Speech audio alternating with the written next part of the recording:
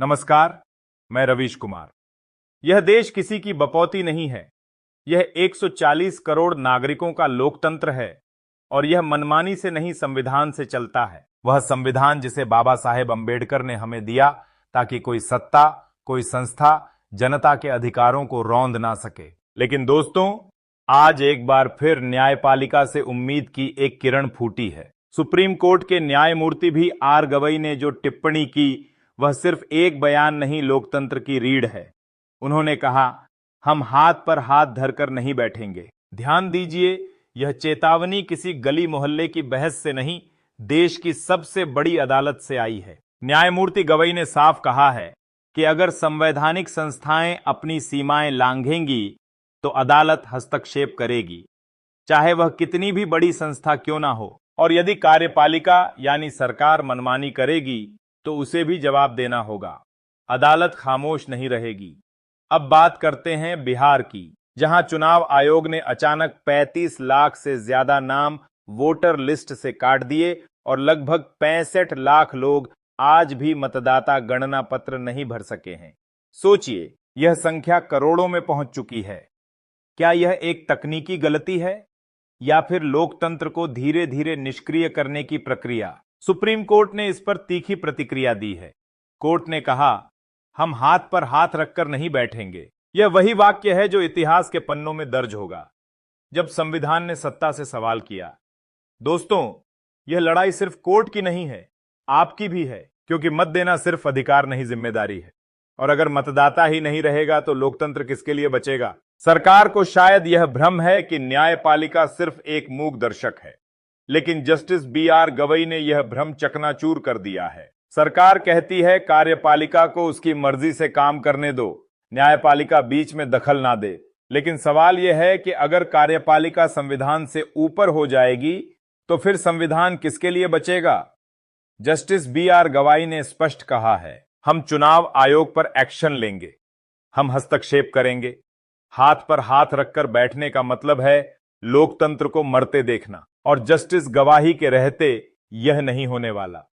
दोस्तों, इस सरकार की भाषा में एक तानाशाही की गूंज सुनाई देती है, जज चुप रहें, फैसले हमारे हिसाब से हो। लेकिन गवई साहब चुप नहीं हैं। वह हर बार बता देते हैं कि अगर वे मुख्य न्यायाधीश हैं तो सिर्फ पद के लिए नहीं, संविधान की सेवा के लिए हैं। उन्होंने साफ कहा, हम आपकी मनमानी नहीं देख सकते, आपकी तानाशाही को बर्दाश्त नहीं कर सकते, और इसीलिए जो भी संवैधानिक अधिकार हमारे पास हैं उनका पूरा इस्तेमाल होगा। इतिहास गवाह है, जब जब सत्ता निरंकुश हुई है तब तब न्यायपालिका ने उसे आईना दिखाया है। और गवई साहब वो इतिहास बनाना भी जानते हैं और बदलना भी। सरकार शायद भूल गई कि वो किससे बात कर रही है। जस्टिस गवाई उन लोगों में से नहीं है जो डर जाएं। उन पर बड़े पदों की बौछार की जा रही है, ओनफर पर ओनफर दिए जा रहे हैं ताकि उनकी धार कुंद हो जाए। लेकिन उन्होंने साफ कर दिया है, रिटायरमेंट के बाद कोई पद नहीं लूंगा। संविधान के बाद अगर किसी चीज की सेवा करूंगा तो वह जनता का विश्वास है। तो दोस्तों, यह आवाज सिर्फ कोर्ट से नहीं आ रही, यह आवाज लोकतंत्र की सांस है। और जब यह आवाज गूंजती है तो सत्ता की दीवारें भी हिलती हैं। क्या आपके पास 11 डॉक्यूमेंट्स हैं? मतदान करना अब इतना आसान नहीं रह गया। पहले आप एक नागरिक थे, अब आपको खुद को साबित करना होगा बार बार, हर चुनाव से पहले। चुनाव आयोग को वोटर लिस्ट बनानी है या नागरिकता का प्रमाण पत्र बांटना है, यह समझना अब मुश्किल होता जा रहा है। दोस्तों, सवाल यह नहीं है कि यह प्रक्रिया क्यों हो रही है, असली सवाल यह है यह प्रक्रिया हो किसके इशारे पर रही है। और हम सब जानते हैं चुनाव आयोग पर दबाव है, वो डरा हुआ है, सहमा हुआ है, क्योंकि जिनके हाथ में आयोग की कमान है वे वहां संयोग से नहीं पहुंचे, उन्हें वहां पहुंचाया गया है। अब नाम लेते हैं ज्ञानेश कुमार, वही ज्ञानेश कुमार जो बरसों तक अमित शाह के लिए नौकरशाही करते रहे और अब उन्हें मोदी शाह की जोड़ी ने मुख्य चुनाव आयुक्त बना दिया। यानी भारत के चुनाव आयोग का सबसे बड़ा अधिकारी विपक्ष, खासकर राहुल गांधी, खुलकर इस नियुक्ति का विरोध कर रहे थे। लेकिन जैसे हर बार होता है, सरकार ने विरोध को नजरअंदाज किया और अब वही ज्ञानेश कुमार, जिनके नाम पर संसद में आपत्ति जताई गई थी, वही अब देश की सबसे बड़ी मतदाता सूची को नए सिरे से फिल्टर करवा रहे हैं।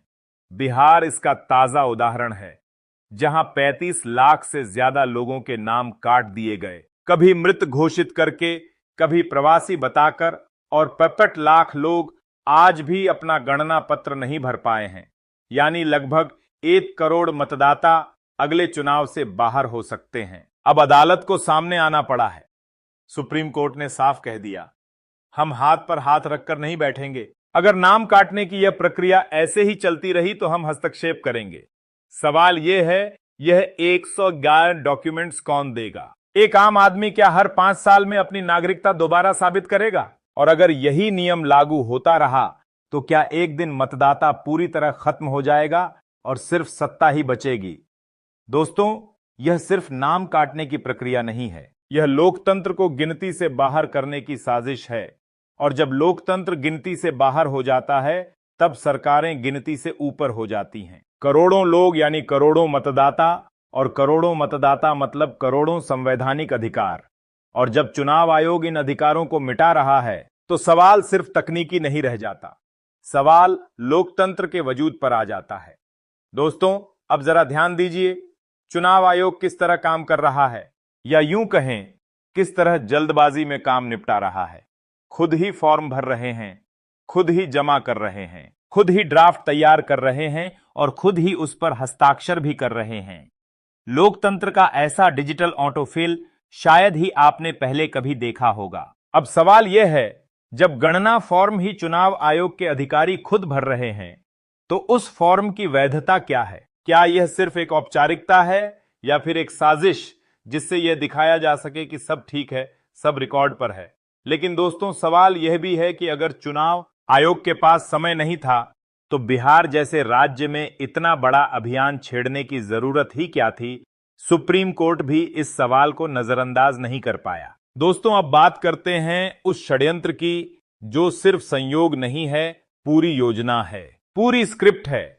और इस स्क्रिप्ट का पहला संवाद तब सामने आया था जब बीजेपी के डिप्टी सीएम मनोज सिन्हा ने कहा था, अटल बिहारी वाजपेयी को सच्ची श्रद्धांजलि तभी दी जा सकती है जब बिहार में बीजेपी की सरकार हो। अब आप ही सोचिए, श्रद्धांजलि अगर सत्ता से जुड़ी हो जाए तो फिर श्रद्धा कहां बचती है और लोकतंत्र कहां टिकता है? मनोज सिन्हा के इस बयान के बाद ही लोगों ने समझ लिया था कि चुनाव अब श्रद्धांजलि से तय होंगे और सत्ता को पाना अब राष्ट्रनायकों के नाम पर रणनीति बन जाएगी। उसी दिन से लोग समझ गए थे कि मामला सिर्फ राजनीतिक नहीं, संस्थागत भी है। और आज जब हम चुनाव आयोग की गतिविधियों को देख रहे हैं, तो सवाल और भी गहरे हो जाते हैं। चुनाव आयोग जिस तरह काम कर रहा है, वह एक स्वतंत्र संस्था जैसा कम और एक कार्यकारी एजेंसी जैसा ज्यादा लगने लगा है।